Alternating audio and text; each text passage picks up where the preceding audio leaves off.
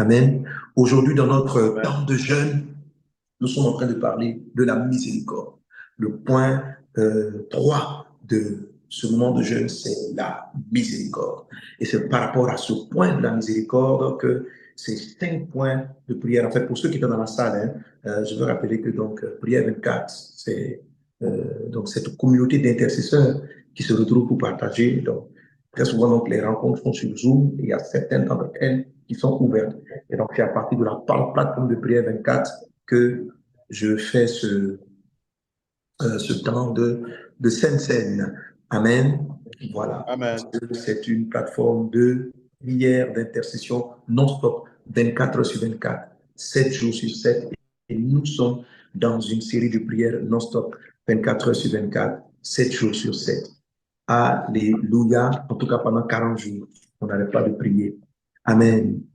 Amen. Et la table du Seigneur est l'endroit de la manifestation de la grâce et de la miséricorde de Dieu. Amen. Quelqu'un donne un amen. Alors, Amen. je veux, Amen.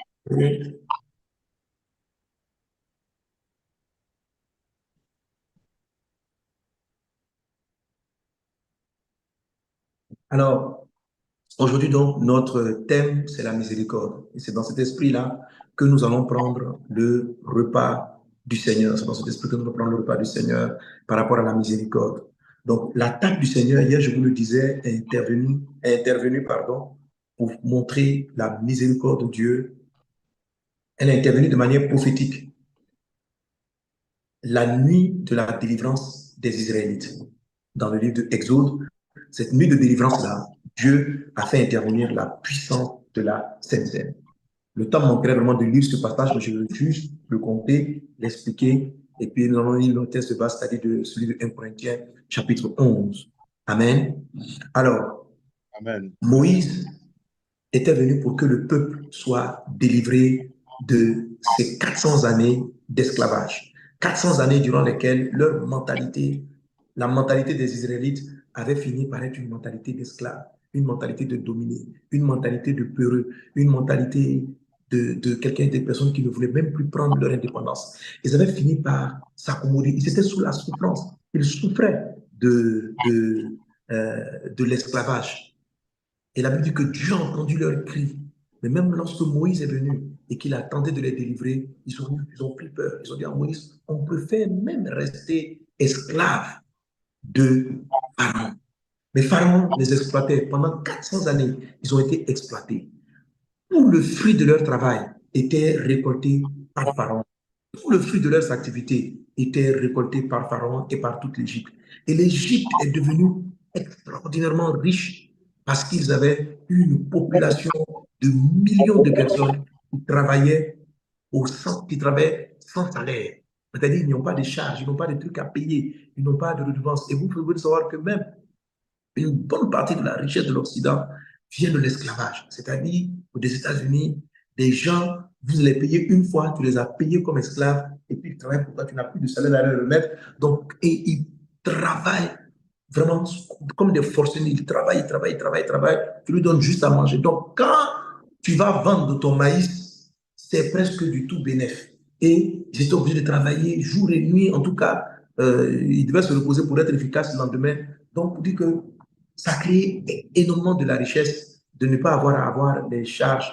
Donc, c'est pareil aussi pour l'Égypte. L'Égypte était devenue terriblement riche. Ils étaient une nation très riche à la sueur et à la souffrance des Israélites.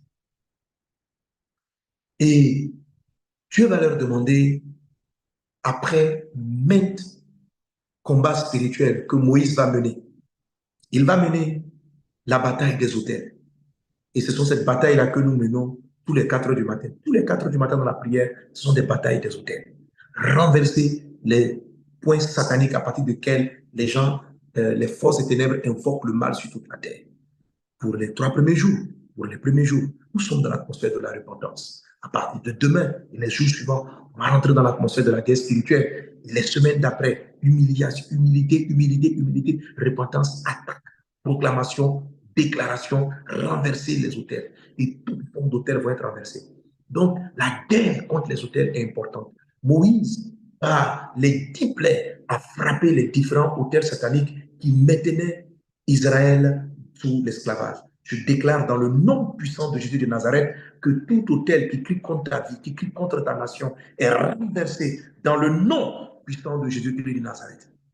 Amen. Et c'est à l'issue de ces combats, quand tout ce que Moïse avait fait, certains semblaient commencer à aboutir, mais n'aboutissaient pas. C'est-à-dire, à un moment donné, il y a certaines plaies. Dieu frappe les Israéliens, Dieu frappe l'Égypte, les ténèbres envahissent, les rivières deviennent de sang, les poux envahissent le monde, envahissent la terre. Et Pharaon se lève, il dit, bon, j'ai compris, là je vous laisse, allez-y, allez-y, allez-y. À peine avait-il dit que vous pouvez partir, qu'il revenait sur cette décision et dit non, je vous maintiens. Vous voyez, et ça ressemble énormément à la vie de plusieurs. Tu sens que tu as pris une victoire, mais quelque part, il y a comme un bras puissant qui vient te maintenir en retard, qui vient te maintenir dans le blocage. Donc, autel après autel, Dieu a délivré Israël. Mais malgré cela, le gardien des autels, image de l'Antichrist, image de la force des ténèbres, le gardien des autels, c'est-à-dire Pharaon, malgré tout, on a fini ces 10 grands idoles, il dit, je ne vous laisse pas partir. Alors Dieu va utiliser l'arme ultime, le corps et le sang de Jésus. Le corps et le sang de Jésus. Mais Christ n'était pas encore mort. Christ n'était pas encore. Donc, ce qui va se passer, c'était une image des choses qui allaient arriver. Amen. Mais dans plusieurs passages de l'Écriture, cette image-là a été montrée. Lorsque Abraham rencontre Melchisédek et partage du pain et du vin. Toutes ces choses-là, ce sont des signes pour parler de la puissance de la Sainte Seine. Alors, cette nuit, Dieu demande donc de manger un agneau, de manger du pain. Et pendant qu'ils étaient en train de consommer, ils ont mangé dans leur maison, ils ont dormi. Le destructeur est rentré. En moins de 24 heures, Pharaon, qui refusait tous les jours de laisser partir le peuple, s'est levé. La nation s'est levée pour dire, nous vous laissons partir. La Sainte Seine, c'est le moment où Dieu te dit, mon fils, mange, moi je combats pour toi. Pendant que toi tu manges, moi je combats pour toi. Je déclare dans le nom de Jésus que dans cette Sainte Seine, pendant que tu manges, que le ciel, que la faveur de Dieu combattent pour toi au nom puissant de Jésus et combattent pour l'Église du Seigneur. Il y a tellement de richesses dans le repas du Seigneur. Donc, la Sainte Seine est la miséricorde. C'est-à-dire que la miséricorde de Dieu, c'est quoi? C'est Dieu te justifie, Dieu te lave de manière incompréhensible. C'est-à-dire que son décret, c'est-à-dire, on te dit, oui, ok, tes parents ont volé ont fait ça pendant des années, ta famille mérite ceci, ta famille mérite cela. Oui, vous savez, l'humanité est dans le péché. Tous les malheurs, toute la mort, tout ce qui est prévu par Satan a droit d'arriver. Nous sommes abominables, nous sommes pervers. Le monde est dans le péché, l'Église est dans la faiblesse. L'Église est dans la faiblesse, nous sommes dans le péché. Et ces choses-là nous arrivent à justice. Quand vous regardez bien, ce n'est même pas que les Israélites eux-mêmes, ils ont crié à Dieu, ils veulent la délivrance. Mais quand la délivrance a commencé, dès que Pharaon se fâche, ils disent à Moïse, jette les ponts, c'est pas la peine. Donc, c'était pas un peu persévérant. Ils ne méritaient pas la délivrance parce qu'ils n'étaient pas déterminés dans la prière. Et c'est ce qu'on appelle la puissance. Dieu ne tient pas compte de nos incapacités. Il ne tient plus compte de nos faiblesses. Il ne tient plus compte de nos doutes. Il ne tient plus compte de nos manquements. Il ne tient plus compte de nos erreurs. Il ne tient plus compte. Parce que chaque fois, Satan a une des raisons pour nous réclamer. Quand on fait des erreurs, il dit il a fait une erreur. Dieu, il ne peut pas être libéré. Quand il y a la peur dans son ventre, dans le cœur, il dit il est peureux. La peur m'appartient. S'il y a la peur, je ne peux pas opérer en lui. Tu ne peux pas lui remettre ce que tu lui dois. Jésus a dit à Pierre, viens sur l'eau en marchant. Pierre a commencé à marcher sur l'eau. Mais la peur est venue. Et Jésus a dit, pourquoi as-tu douté? À cause de la peur, il s'est enfoncé. C'est-à-dire, en ce moment précis-là, par la grâce, Pierre avait marché. Mais lorsqu'il a eu peur, il n'a pas eu miséricorde. C'est-à-dire, il a été jugé selon ses sentiments du moment. C'est-à-dire, si tu doutes, tu ne peux pas atteindre la cible. Donc, il s'est enfoncé. La miséricorde est le moment où Dieu, pour sauver son fils et sa fille, suspend une règle. Il suspend une règle afin qu'elle ne soit plus applicable à ta vie. Amen. Il suspend un jugement. Il suspend une condamnation. Il suspend un jugement. Et pendant que le peuple est en train de se reposer et de manger la Sainte Seine, Dieu a suspendu. Il a mis de côté leur peur, leur doute. Le moment où ils ont dit à Moïse, nous-mêmes on ne veut plus. Le moment où ils ont dit ceci, Dieu a suspendu tout. Dieu a suspendu. Et Dieu est parti combattre lui-même. Il est parti combattre lui-même. Et lorsqu'il est parti combattre lui-même, alléluia, la même nuit, Amen. il a enlevé tous les premiers-nés des Égyptiens. Et des choses étranges se sont produites. La Bible dit que, quand vous lisez le livre d'Exode, les Égyptiens, la Bible, Dieu leur a dit, demandez tout ce que vous voulez aux Égyptiens.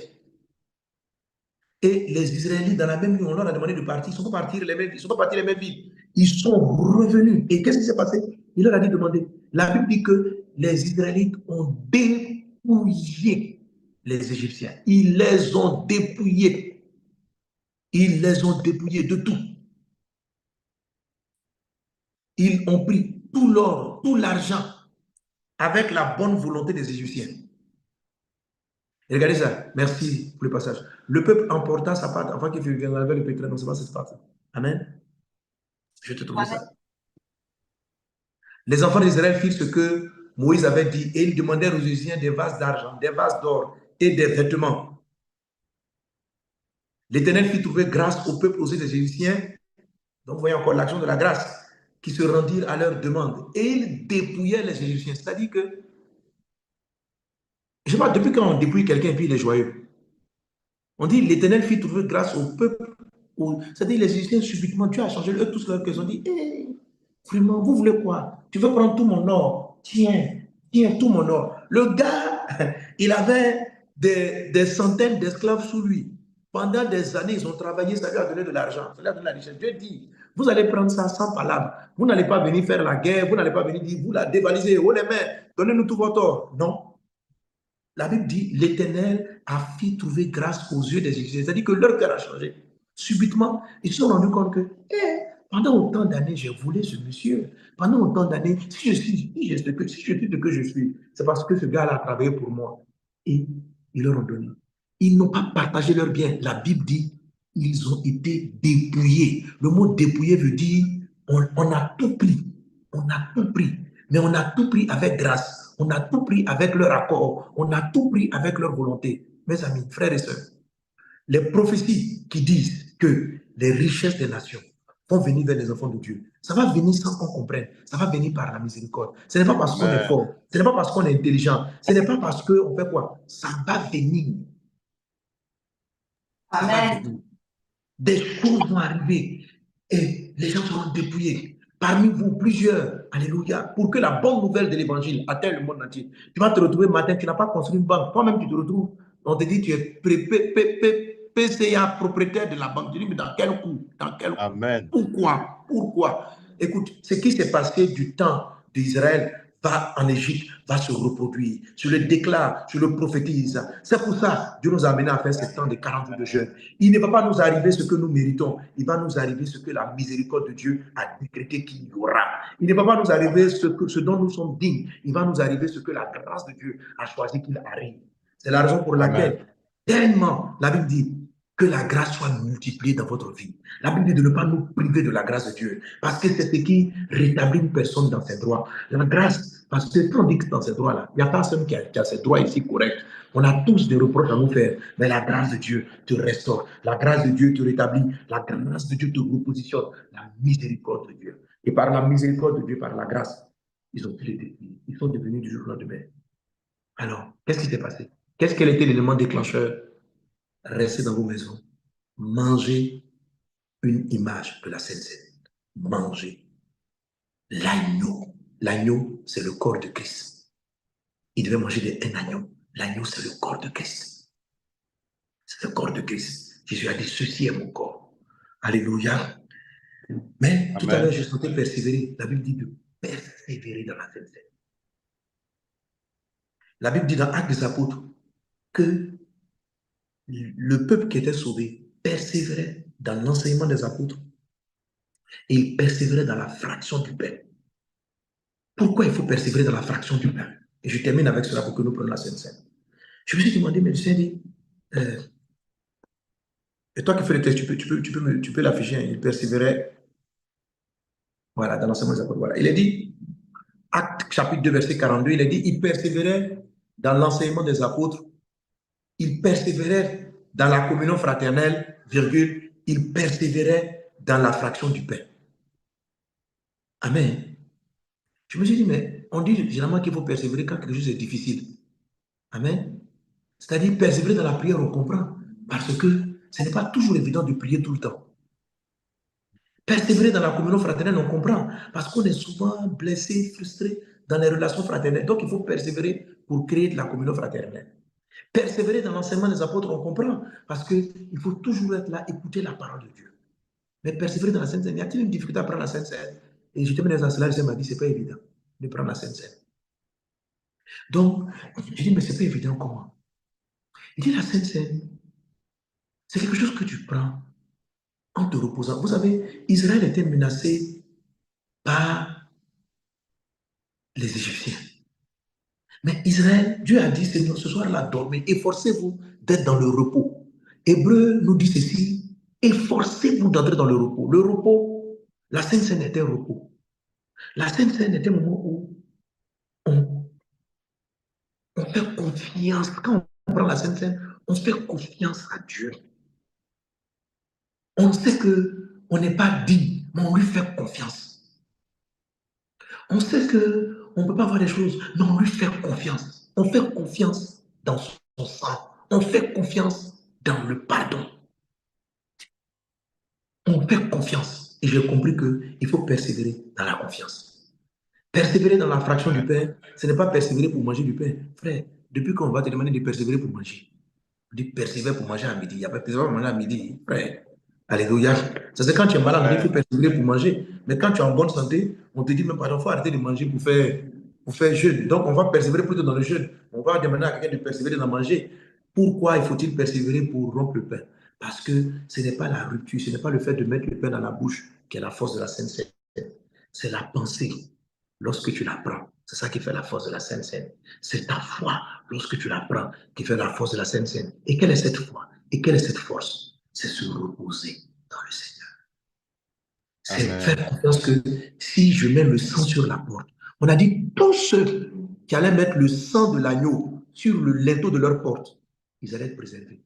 Qu'ils soient justes, qu'ils soient injustes, même si tu es le plus grand voleur du monde, dès l'instant où tu es caché dans la maison et que tu as mis le sang de l'agneau, de la Pâque, sur ta porte, le destin ne te touche pas. Quand vous proclamez la Sainte Seine et quand nous amenons la miséricorde de Dieu sur les nations, je vais dire que les gens soient coupables, qu'ils soient innocents. Écoutez, même si un innocent se mettait en dehors de la maison, on avait mis le linteau, où on devait mettre le sang sur le linteau des portes, là. Un innocent se mettait dehors, il aurait eu le malheur. Nous sommes graciés, pas par nos œuvres, mais par le sang et par l'agneau que nous mangeons lors de la Sainte Seine. Et plus nous persévérons d'en croire dans la grâce de Dieu, que nous sommes justifiés par grâce, pas par mérite, que Dieu va nous donner des choses par sa sainte miséricorde. Il va nous amener à des positions, pas, sans même que nous ayons à nous battre comme il se faut, par sa sainte miséricorde. Si nous persévérons dans la Sainte Seine, nous allons voir les effets de la Sainte Seine. Plus les disciples persévéraient dans ces éléments qu'on a cités tout à l'heure dans Actes des Apôtres, plus l'évangile allait de l'avant, plus les âmes étaient sauvées. Ils avaient juste à persévérer dans l'enseignement des apôtres, dans la fraction du pain, dans la prière. Mais il fallait persévérer, prendre la Sainte Seine constamment avec discernement. C'est de là que vient l'effort de la persévérance. Alléluia. Quelqu'un donne un bon amen. Amen. Donc, comme le dit l'Écriture, car j'ai reçu du Seigneur ce que je vous ai enseigné. C'est que le Seigneur Jésus, dans la nuit où il fut livré, a pris du pain et il a rendu grâce. Soulève nos mains et disons merci à Dieu.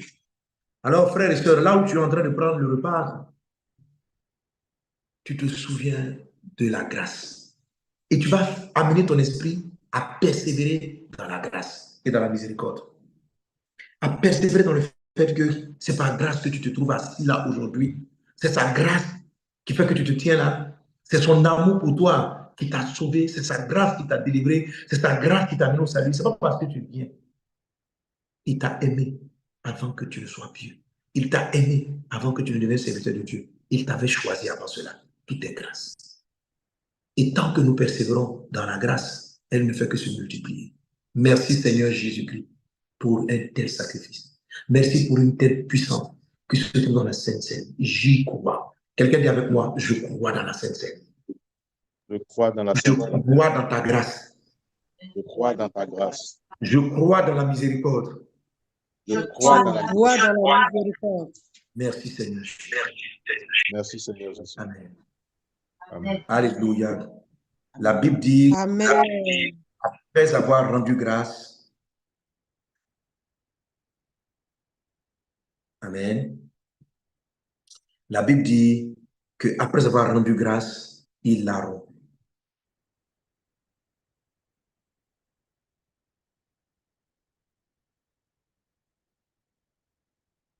Elle dit,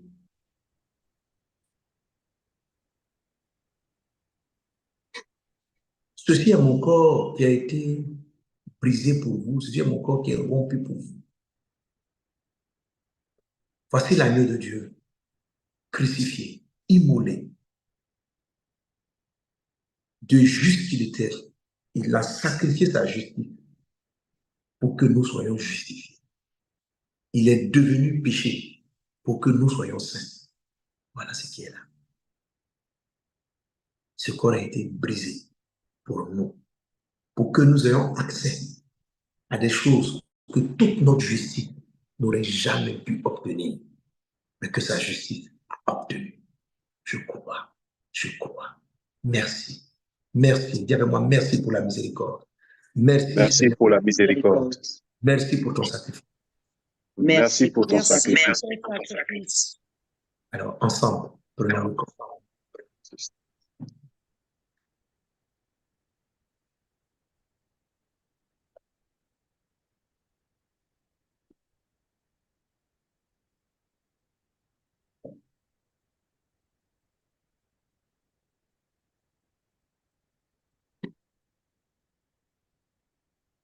Nous tenons la coupe.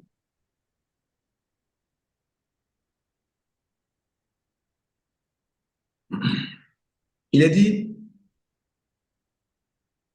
donc après le souper,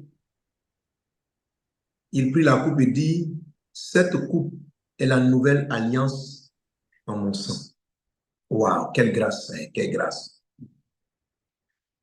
Ça veut dire que chaque fois que nous prenons cette coupe, pourquoi on doit persévérer là-dedans? On doit persévérer pour nous souvenir qu'il y a une alliance entre Dieu et nous. Quiconque nous touche, le touche. Ce qui est à lui est à nous. Amen. Il faut persévérer. La Bible dit, nous avons accès à la grâce par la foi. Nous devons persévérer dans cette foi de croire que nous sommes en alliance avec Jésus. Dis avec moi, merci Seigneur. Merci Seigneur. Je lève la coupe de l'alliance. Je lève la coupe de l'alliance. Merci pour cette alliance. Merci pour cette alliance. Pour l'alliance de vie. Pour l'alliance de vie. Pour l'alliance d'épouse. Pour l'alliance d'épouse Que tu as tissée avec nous. que tu as tissée avec nous. Je bois la coupe. Je bois la coupe.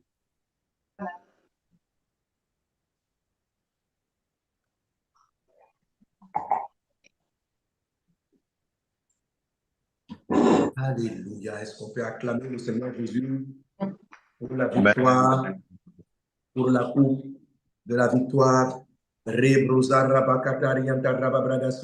Alors tu vas élever la voix vers le Seigneur et nous proclamons le sang, le corps et le sang de Jésus sur toutes les nations, sur toutes Amen. les nations, sur toutes Amen. les nations.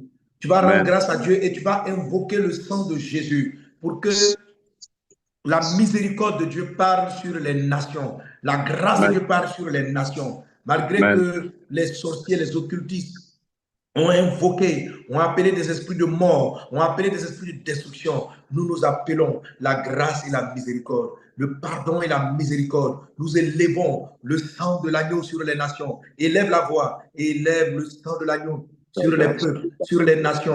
Élève le sang de l'agneau sur ta famille, de sorte que le destructeur, tout destructeur qui frappera, qui touchera, ne touche pas tous ceux qui sont sous le sang, et que la miséricorde étende le pouvoir du sang sur d'autres familles.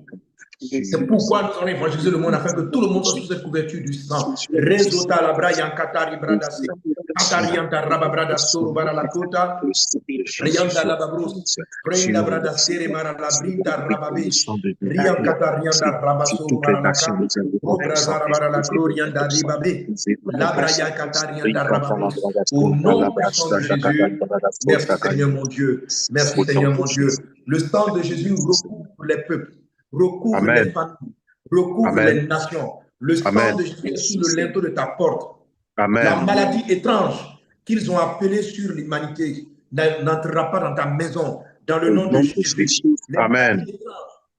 Les guerres, les confusions qu'ils ont envoyées contre les familles n'entreront pas chez toi, dans le nom de Jésus-Christ. Je déclare la protection divine pour tous ceux et celles qui communient dans le corps et dans le sang de Jésus-Christ. Je déclare la protection divine, la protection divine, la protection divine, la faveur de Dieu sur toi, la grâce divine sur toi, qui est bénie au nom puissant de Jésus. Quelqu'un donne un nom. Amen. Que Dieu vous bénisse abondamment. Amen.